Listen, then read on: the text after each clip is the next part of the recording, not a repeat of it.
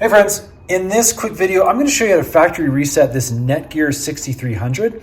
Now this is the version 2, but again, most of these Netgear routers are going to work very, very similar. So let's jump into it. Basically, you're going to need a single tool, and that is a little pin key.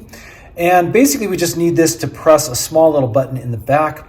Now, this is a SIM card key for my phone, but if you have any kind of a pin type tool that can get into the small reset hole, then that'll work just fine as well. So on the back of our modem router, what we're going to find is a little reset button down here by the power button.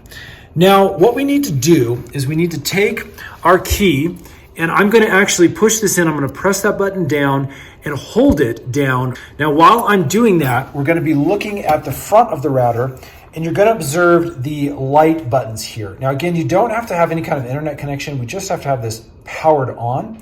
Okay, so if I got my pin key in the reset hole there, I'm going to go ahead and push it down.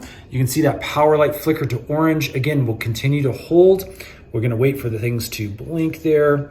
Okay, once we see that blinking, we can go ahead and release. You'll see it go off like that.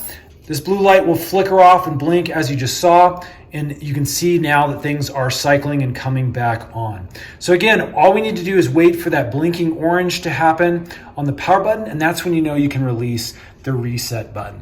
I hope that helps, friends. Again, it's fairly simple at this point. It's factory reset. We're just gonna wait for power back on, and everything should be good to go for the next user if you're selling it, or if you're just wanting to have a fresh reset if you've purchased this. If you need your default passwords, they'll be located on the bottom of the router. It's really nice to have, as you will need those if you want to set things up fresh for your network.